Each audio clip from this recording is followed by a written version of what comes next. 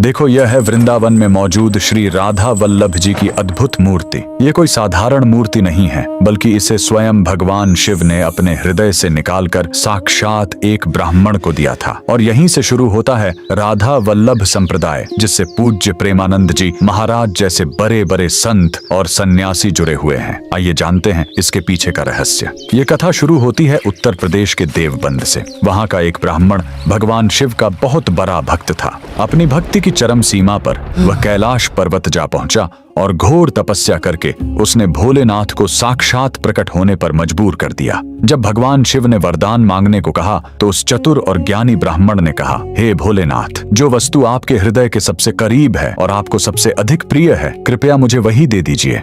तब महादेव ने मुस्कुराते हुए अपने हृदय के भीतर से श्री कृष्ण की एक अत्यंत मोहक मूर्ति निकाली और उस ब्राह्मण को सौंप दी। भगवान शिव ने बताया कि यह देखने में भले ही कृष्ण है, लेकिन यह कोई साधारण मूर्ति नहीं है। इसके रोम रोम में और कण कण में साक्षात राधा रानी बसी हुई है।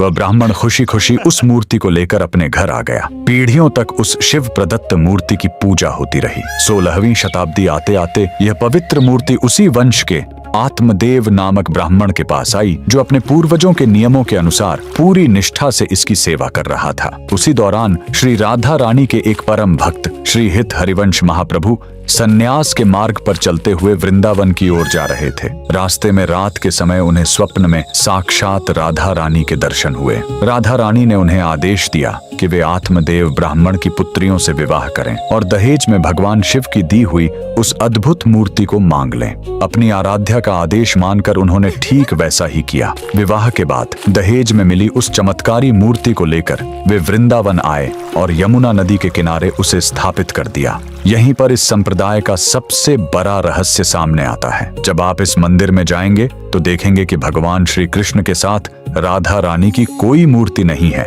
ऐसा इसीलिए क्योंकि जब श्री हित हरिवंश महाप्रभु ने इस संप्रदाय को शुरू किया तो उन्होंने राधा रानी को ही सर्वोच्च परब्रह्म माना। उनका मानना था कि राधा रानी का रूप इतना अलौकिक है कि उसे किसी पत्थर या धातु की मूर्ति में बांधा ही नहीं जा सकता। इसीलिए भगवान श्री कृष्ण के ठीक बगल में राधा रानी की मूर्ति की जगह एक मखमली गद्दी स्थापित की गई और उस पर राधा रानी का स्वर्ण मुकुट रखा गया। और मान्यता है कि इस मूर्ति में भगवान श्री कृष्ण आज भी अपनी तिरछी नजरों से अपने बगल में बैठी उसी अदृश्य राधा रानी को निहारते रहते हैं। आज भी यह पवित्र मंदिर वृंदावन में मौजूद है, जहां इस दिव्य मूर्ति का दर्शन पाना बहुत ही दुर्लभ और बड़ा सौभाग्य माना जाता है। अगर आप भी राधा रानी के भक्त हैं तो कमेंट्स में जय श्री राधा रानी जरूर लिखें।